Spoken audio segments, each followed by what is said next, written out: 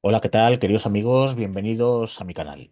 Hoy vamos con el tercer programa dedicado al golpe de Estado del 23F y creo que saldrán algunos programas más porque la cosa tiene miga, la cosa es más compleja de lo que creíamos y sobre todo porque nos han contado más mentiras de las que yo creía. Así que si os están gustando estos vídeos, pues os agradezco, como no, que os suscribáis al canal y que le deis a los likes si os gustan como digo, estos programas. Bien, en el primer programa habíamos hablado de que todo el establishment estaba contra Suárez, que se pretendía lo que yo llamo un golpe de timón, más que un golpe de Estado, y desalojarlo del poder para poner, bueno, pues lo que luego fue la solución, lo que se llamó la solución armada, que como dije había sido pensada por el propio general Armada, por los servicios secretos, el CSIC, y con el conocimiento de la CIA y el ok y la anuencia de la corona, del rey Juan Carlos. En el segundo programa habíamos hablado de quién era el general Armada y de sus enemistades, su enemistad con Suárez y también con el general Sabino Fernández Campo, jefe de la Casa del Rey. Y en ese tercer programa ya vamos a ver cómo Armada entra en el teatro de operaciones. Pasada la medianoche de ese 23 al 24 de febrero de 1981, la cosa estaba estancada. Tejero había cometido el error de disparar contra la bóveda del Palacio del Congreso y, en fin, se pone en funcionamiento la parte B del plan, que es conseguir un gobierno un gobierno llamado de salvación nacional, ¿no? Presidido por el elefante blanco, que, como dije, pues tampoco sabemos del todo si era Armada o tal vez el general Milans del Bosch. Pero bueno, Armada se presenta en el Congreso, como digo, pasada la medianoche, saluda diciendo la contraseña, que era Duque de Ahumada. Como sabéis, el Duque de Ahumada fue el fundador de la Guardia Civil en 1844. Y, como digo, Armada se presenta allí y pide hablar con Tejero. Se reúnen y Armada le dice a Tejero que bueno, que quiere entrar le cuenta, dijéramos, la segunda parte del plan de la solución armada, y le dice que le acompañe, que quiere entrar al pleno del Congreso para proponer un gobierno de salvación o de concentración nacional, y que bueno, que le acompañe. Em, Tejero primero insiste en que le cuente un poco cómo va, porque parece ser que Tejero no tenía mucha idea de esta segunda parte del plan. Y también ellos confiaban en que Tejero, como buen hombre de disciplina militar, bueno, de la Guardia Civil, iba a obedecer cualquier orden. Pero Tejero, bueno, ahora veremos que no se presenta tan dócil como ellos creían. Em, eh, Armada le explica insisto, el plan, y le dice a Tejero que no se preocupe, que hay dispuesto un avión en Torrejón de Ardoz para él y sus oficiales, para que abandonen el país, dirección Portugal, y luego desde Portugal hacia otro país, que no he llegado hacia un país del extranjero, dicen todos los autores. No he llegado a saber más o menos si tenían preparado algún destino o no. Probablemente hubiera sido un país donde el tema de la extradición, pues, tuviera alguna serie de peculiaridades. Entonces Tejero le dice que no, que él no entra al pleno, ¿no? A lo que es el hemiciclo, y que él no tiene pensado que bajo ningún concepto se va a marchar de España. Entonces le pregunta a Armada sobre la composición de ese gobierno. Y fijaos, tenemos conocimiento de ese gobierno y de los ministros por la doctora del Congreso, que era una mujer llamada Carmen Echave, que, como lo están diciendo a voces, pues de alguna forma coge y va tomando nota. Y aquí tengo cómo iba a quedar configurado ese gobierno presidido por el general Armada. Y fijaos, como sabéis, se quería sobre todo corregir la deriva que tenía el gobierno de Adolfo Suárez, sobre todo en la cuestión del terrorismo y en la cuestión del desarrollo autonómico. Entonces, el del Interior, el Ministerio de Presidencia y el Ministerio de Autonomías y Regiones iban a estar exclusivamente copados por militares. Pero bueno, os paso a relatar la composición del gobierno y de dónde procedían cada uno de los personajes que iban a integrarlo, ¿no? De los ministros. El presidente era, como os he dicho, el general Alfonso Armada, que como no, como todos sabemos, era un militar. Vicepresidente para asuntos políticos, nada menos que Felipe González Márquez, del Partido Socialista. Vicepresidente para asuntos económicos, José María López de Letona. Era un hombre que venía de la banca. Ministro de Asuntos Exteriores, José María de Areilza, que pertenecía a Coalición Democrática. Ministro de Defensa, don Manuel Fraga Ibarne, de Alianza Popular. Ministro de Justicia, Gregorio Peces Barba, del PSOE. Ministro de Hacienda, Pío Cabanillas, de la UCD. Ministro del Interior, el general Manuel Saavedra Palmeiro, militar, lógicamente. Ministro de Obras Públicas, José Luis Álvarez, de la UCD. Ministro de Educación y Ciencia, Miguel Herrero de Miñón, de la UCD. Ministro de Trabajo, Jordi Solé Tura, del Partido Comunista de España. Ministro de Industria, Agustín Rodríguez Sagún, de la UCD. Ministro de Comercio, Carlos Ferrer Salat, que venía de la patronal, de la COE. Ministro de Cultura, Antonio Garrigues Walker, que era un liberal y, bueno, se había dedicado a la empresa sobre todo y a la abogacía.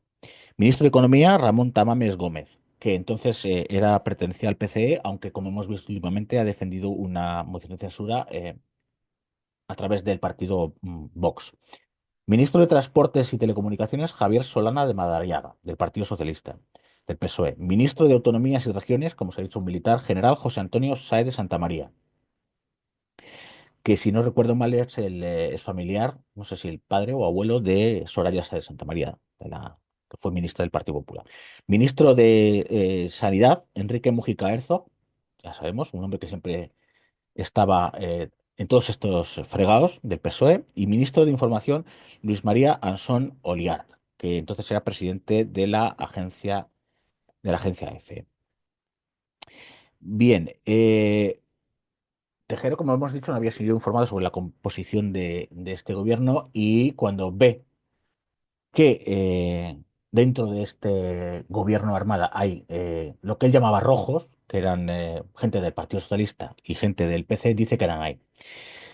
Que él no ha llegado tan lejos, no ha llegado a asaltar el Congreso con centenares de guardias civiles, no había abierto fuego dentro del Congreso para que ahora hubiera, insisto, en palabras de él, rojos en el gobierno. Es en este momento, ojo, en el que Tejero frustra el golpe de Estado. Y nos han contado que es el rey Juan Carlos, que luego saldrá a la 1:15 de la mañana. No, es aquí cuando todo se chafa. Y cuando el general Armada sale inmediatamente del Congreso diciendo este hombre está loco. Esas fueron las palabras textuales que escucharon parte del personal de los ujieres, vamos, del Congreso. Por tanto, Tejero aquí dice que Nanay, que no va adelante, que él no se va a Portugal y luego a otro país en el extranjero y bueno, que Armada puede recoger e irse. Y hay una conversación que también salió a la luz posteriormente, que os la voy a leer textualmente. Apareció en El Mundo en el año 2021. Siempre solía aparecer informaciones sobre el 23F cuando se cumplían los aniversarios. Ya cada vez ha ido decayendo, pero es que ya cualquier persona curiosa puede, o viendo estos vídeos, puede enterarse de lo que ocurrió realmente. Y fijaos, el Mundo publicó que, os leo textualmente, Armanda le dijo a Tejero, Antonio, esto hay que arreglarlo. Tengo que entrar en el hemiciclo. ¿Me acompañas? Y Tejero le dice, tienes que entrar tú. Yo no. Seguidamente el general cometió un fallo. Le dijo, voy a proponerles un gobierno de coalición, como os he contado. Tejero, que estaba allí para imponer una junta militar, mostró su descontento y estalló cuando Armada le reveló algunos de los nombres de los ministros del hipotético gobierno de coalición, como ya os he contado. Y textualmente le dijo Tejero al general Armada, para eso te vas a tomar por eh, allí donde la espalda pierde su nombre. Le increpó. Seguidamente, eh, como os he dicho, Tejero en este momento es cuando frustra el golpe, no el rey Juan Carlos. Antonio Tejero Molina frustra el golpe. Y claro, y es que tenían, aunque habían de alguna forma hecho, montado este golpe de timón Tejero, Armada y Jaime Milans del Bosch, que es la tercera pata del plan de Armada, tenían diferentes conceptos de lo que debería ser el siguiente gobierno, ¿no? El gobierno post-Suárez. Tejero quería una junta militar al estilo, bueno, al estilo dicen de Franco, ¿no? Yo creo que más al estilo del general de Primo de Rivera, de Miguel Primo de Rivera, el padre de José Antonio, de la dictadura vamos, del general Primo. Armada tenía este plan y Milán, de alguna forma, que era ultramonárquico, de alguna forma, pues como sabía que detrás del plan de Armada estaba la quiescencia, o por lo menos la Casa Real, había dado el ok, el nil Ostat, pues bueno, se venía un poco a lo que decía a Armada. ¿Y qué pasa? Y claro, Tejero estorbaba ya en este momento y es que ese gobierno en B, porque sabéis que cuando hay una situación de vacío de poder, en este caso, siempre hay como un gobierno en B. Y en este caso fue en el Hotel Palace, se hizo un gabinete de crisis, que es también como se conoce, con militares, con altos funcionarios, etcétera, para tener controlada la situación. Y se empieza a pensar bueno, que Tejero no se marcha, que Tejero no depone las armas y que hay que hacer algo con Tejero. Y lo que se propone es asesinarlo. Y esto casi nunca se ha contado, yo creo que nunca, y probablemente en vídeos de YouTube sea yo el primero que lo dice. Entonces hay dijéramos, dos fuentes diferentes. Una dice que el general, que es este gabinete de crisis el que propone liquidar a Tejero, y hay otra versión que dicen que es el general Gutiérrez Mellado el que hace llegar al general Cabeiras un mensaje para la eliminación de Tejero como única solución. Claro, algunos de vosotros diréis, pero si Gutiérrez Mellado estaba secuestrado dentro del Congreso, pero yo también os digo, no sabéis la cantidad de material, primero, que no nos dejan mirar a los historiadores.